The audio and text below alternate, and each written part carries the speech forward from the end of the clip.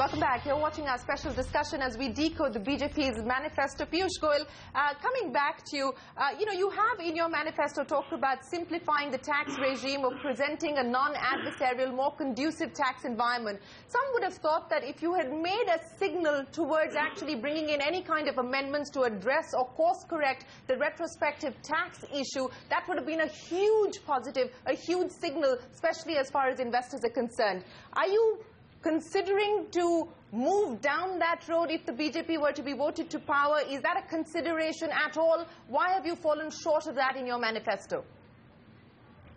Reena, I'll answer that, but I just want to correct the perspective that some of your panelists had. One of your panelists was very liberally criticizing the manifesto on the power sector. I suspect he was not able to understand the enormity of what we have said on energy security, particularly in terms of the role of renewable energy, particularly in terms of the role of enhancing the coal supply, so that the 70,000 megawatt of power plants, which are starved of adequate coal, would come into production and meet the power needs of India, particularly in regard to the exploration of oil, gas requirements, which will help us to meet the gas requirements of the country. So I think there's a lot said in this. And of course, Mr. Modi has a track record of what he did in Gujarat, where production or generation of electricity trebled, where power cost did not increase in the last 12 years very significantly, where you have 24/7 power for all, which is a commitment in the manifesto if somebody would have read it carefully. And the fact that Mr. Modi was able to curtail power theft, Mr. Modi was able to send separate distribution lines to different users. We are aware of the state of power in Gujarat, sir. And the fact that his utilities have converted from a loss of 2,500 crores to a profit today. As regards the 100 new cities, 1 minute. I take your point on board, Mr. Goyal. I'll come back to those issues. May I come in, Sheereen? Just 1 second. I'll get Vinayak. Agenda. We know exactly how we are going to create new satellite towns and twin cities. We know exactly the needs of urbanization in India, which needs to go back to the drawing board and create new cities. And I don't think it is, as one of your panelists said, difficult or impossible or not even worth discussing. I am willing to engage in any discussion on how that is a doable, practical agenda. As regards to Piyush, that was a very clever pass on my question as far as retrospective tax goes. I'll come back to that in just a second. But let Vinayak Chatterjee respond to what you've just said. Vinayak, go ahead. Two quick responses. One is this discussion is about the BJP manifesto. It is not about the power sector in Gujarat. The second point is that I have very carefully read that very short paragraph on power. It is full of motherhood statements of renewable and make everything available. Very short on any practical idea, and it seeks an escape route by saying we will have a new energy policy. I rest my case. All right. Yeah, I would like to add that Mr. Modi does not need long paragraphs or long pages. It's his track record which the people have seen. Mr. Modi may not need it, sir. Mr. Modi may not need it, but the manifesto is supposed to articulate your intent. I think it's the outcome which matters, not the number of lines that are used in the manifesto. All right, Piyush Goyal, now answer my question as far as retrospective tax is concerned and whether or not the BJP is going to move forward to course correct in any fashion. Well, I'm sure the new finance minister of the government, which will be sworn in May, will be seized of this problem. We will need to have adequate data.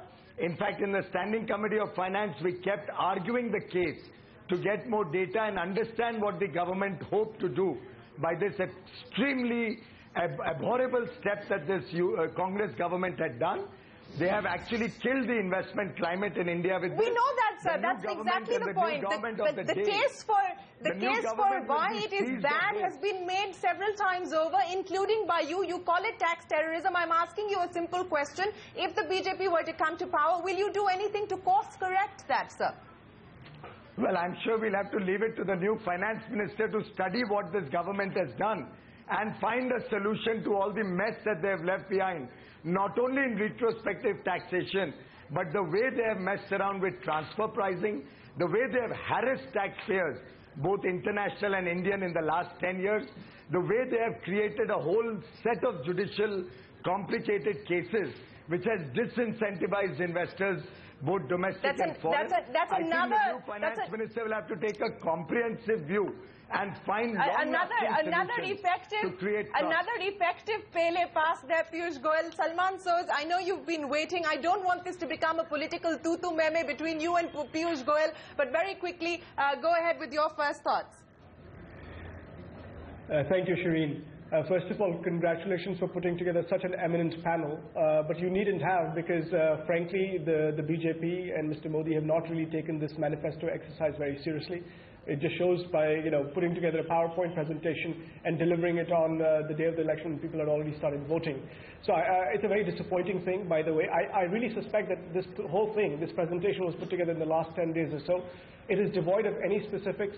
It is pretty much a copy-paste job from the Congress party. I mean, if you look at the content, and it is necessarily so, they have to follow the UPA's policies largely because there is no real path besides that for this country. Now, I do, one of your speakers said, one of your panelists said correctly, there's a lot of English in here. P.